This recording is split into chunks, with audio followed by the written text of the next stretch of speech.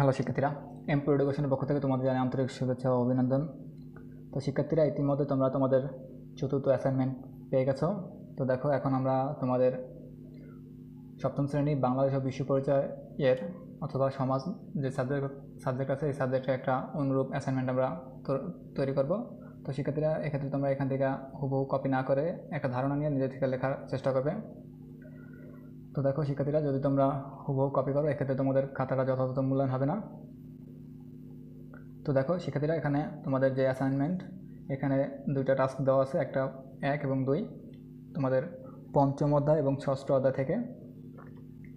তো দেখো, এখানে প্রথম অ্যাসাইনমেন্টটা বলা আছে যে সুনাগরিকের গুণাবলী। এটা হলো তোমার হেডলাইন, যে বলা আছে যে একজন সুনাগরিক হিসেবে নিজেকে গড়ে তোলার ক্ষেত্রে তোমার যা যা করণীয় আছে তার একটি কর্ম পরিকল্পনা তৈরি করো। একজন সুনাগরিক হিসেবে নিজেকে গড়ে তোলার ক্ষেত্রে, ঠিক আছে, এটা হলো তোমার মূল খেয়াল রাখতে হবে।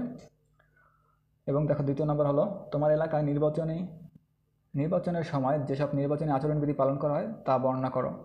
অর্থাৎ নির্বাচন এর সময় যেই সরকারি বা নির্বাচন কমিশনার থেকে যে নিয়মকানুন নির্দিষ্ট ফিক্সড করে দেয়, যেগুলো তোমার মানতে হয় বা আচরণবিধি পালন করতে হয়, সেগুলো সম্পর্কে লিখতে হবে। তো দেখো, এই কাজটা তোমার ষষ্ঠ অধ্যায় থেকে আসছে। তো দেখো, এক্ষেত্রে আমরা একটা অনুরূপ একটা অ্যাসাইনমেন্ট তৈরি করতেছি। এক্ষেত্রে তোমরা এখান থেকে ধারণা নিতে পারো। তো সেক্ষেত্রে তার আগে বলছি, তোমরা যারা আমাদের চ্যানেলটি সাবস্ক্রাইব করনি, অবশ্যই চ্যানেলটি সাবস্ক্রাইব করে রাখবে, যাতে করে পরবর্তী অ্যাসাইনমেন্ট সবার প্রথমে পেয়ে যাও। তাছাড়া আমাদের এই চ্যানেলে তোমাদের পঞ্চম থেকে দ্বাদশ শ্রেণী পর্যন্ত সব ধরনের টিউটোরিয়াল পাওয়া যায়। সেক্ষেত্রে তোমরা অবশ্যই চ্যানেলটি সাবস্ক্রাইব করে রাখবে পরবর্তী যে কোনো টিউটোরিয়াল পাওয়ার জন্য। তো শিক্ষার্থীরা দেখো, তোমাদের এই যে অ্যাসাইনমেন্ট আছে, এই অ্যাসাইনমেন্টের শিরোনাম লিখে দেবে 1 সুনাগরিকের গুণাবলী। অ্যাসাইনমেন্ট শিরোনাম করে রাখছে যে সুনাগরিকের গুণাবলী এবং নির্বাচন কমিশন, তারপর নির্বাচনী এলাকা ও নির্বাচনী আচরণবিধি। নির্বাচনী কমিশন, নির্বাচনী এলাকা ও নির্বাচনী আচরণবিধি, এটা হবে কি তোমার এই অ্যাসাইনমেন্টের কি শিরোনাম। তো শিক্ষার্থীরা দেখো, এবার 1 নং প্রশ্নে বলছে একজন সুনাগরিক হিসেবে নিজেকে গড়ে তোলার ক্ষেত্রে তোমার কী কী করণীয়। তো এক্ষেত্রে তোমার না, আমার কী কী করণীয় সেই বিষয়ে আমরা লিখছি। যে বলছি, একজন সুনাগরিক হিসেবে নিজেকে গড়ে তোলার ক্ষেত্রে আমার যা যা করণীয় আছে তার একটি কর্ম পরিকল্পনা নিচে তুলে ধরা হলো। তো দেখো, একটি দেশের প্রকৃত উন্নয়নের জন্য প্রয়োজন সুনাগরিক। কেউ সুনাগরিক হয় জন্মগ্রহণ করে না, সুনাগরিকতা অর্জন করতে হয়।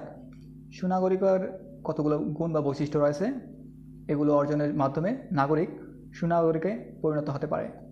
রাষ্ট্রবিজ্ঞানীদের মতে সুনাগরিকের হতে হলে একজন নাগরিককে 3টি মৌলিক গুণের অধিকারী হতে হবে। নিজের সঙ্গে সুনাগরিকের গুণাবলী কী কী তা উল্লেখ করা হলো। তো দেখো, এখানে একটা শখ প্রকাশ করা হয়েছে, শখটা অবশ্যই তোমরা তুলে ধরবে। তো রাষ্ট্রবিজ্ঞানীদের মতে, কাদের মতে? রাষ্ট্রবিজ্ঞানীদের মতে সুনাগরিক হতে হলে একজন নাগরিককে 3টি বৈশিষ্ট্যের অধিকারী হতে হবে। তো এক্ষেত্রে দেখো, বুদ্ধি, আত্মসংযম এবং বিবেক বিচার। তো শিক্ষার্থীরা, এখন পরবর্তীতে বুদ্ধি, আত্মসংযম এবং বিবেক বিচার সম্পর্কে লেখা হবে, কিছু তুলে ধরা হবে বিস্তারিত। তো এক্ষেত্রে আমরা সম্পূর্ণ বললে অনেক সময় যাবে। তো আমরা জাস্ট চিত্রগুলা আর লেখাগুলো আমরা তুলে ধরবো, তোমরা এখান থেকে নিজে থেকে সাজায় লিখবে।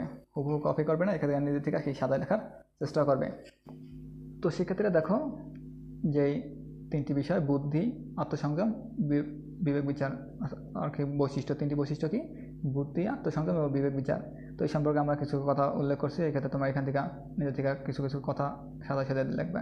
এক্ষেত্রে যদি তোমরা হুবহু লেখো, তাহলে কিন্তু নাম্বার তুলনামূলক কম আসবে, খাতা পুরো যথাযথ মূল্যায়ন হবে না। তো জাস্ট তোমরা কি নিজে থেকে একটু লেখার চেষ্টা করবে। তো শিক্ষার্থীরা, অবশেষে আমরা একটা মন্তব্য দিচ্ছি যে এতক্ষণ আমরা সুনাগরিকের গুণাবলী জানলাম। সুনাগরিক দেশের মূল্যবান সম্পদ। উপযুক্ত সার, মাটি এবং পরিচর্যা ছাড়া যেমন একটি গাছ ভালোভাবে বাড়তে পারে না, তেমনি নাগরিকের মধ্যে এসব গুণের অভাব হলে দেশ ভালোভাবে চলতে পারে না। অতএব আমাদের ভবিষ্যৎ নাগরিকদের অবশ্যই এ গুণাগুণ অর্জন করতে হবে। এক্ষেত্রে এই তথ্যগুলো কিন্তু তোমার অনেকটা পাঠ্যবই থেকে কালেক্ট করা হয়েছে। তো তোমরা এখান থেকে বা ওইখান থেকে সুন্দরভাবে সাজায় লিখতে পারো। তো সেক্ষেত্রে এবার দেখো, 2 নং অ্যাসাইনমেন্টে বলা আছে তোমার এলাকায় নির্বাচনের সময় যেসব নির্বাচনী আচরণবিধি পালন করা হয় তা বর্ণনা করো। নির্বাচনের সময় যে সকল নির্বাচনী আচরণবিধি পালন করে সেই সম্পর্কে তোমার কি বর্ণনা করতে হবে। তো দেখো এখানে লেখা আছে, নির্বাচন কমিশনের একটি অন্যতম কাজ নির্বাচনী আচরণবিধি তৈরি করা। সুষ্ঠুভাবে নির্বাচন পরিচালনার স্বার্থে এটি করা হয়, কারণ স্বাভাবিক ও শান্তিপূর্ণ আইন শৃঙ্খলা পরিস্থিতি, অবাধ ও সুষ্ঠু নির্বাচনের পূর্বশর্ত।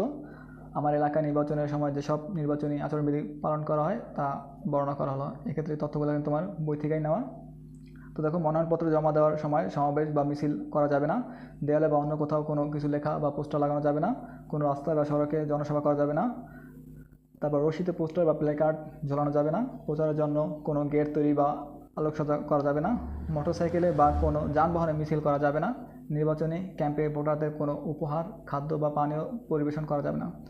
তো শিক্ষার্থীরা, তোমরা এভাবে তোমরা এখান থেকে লিখতে পারো। এক্ষেত্রে নির্বাচনী যে আচরণবিধি এইগুলো কিন্তু এর বেশি তোমরা লিখতে পারবে না, বা কমাই লেখার কমাই তো লাগবে না, কমাই তো লাগবেই না।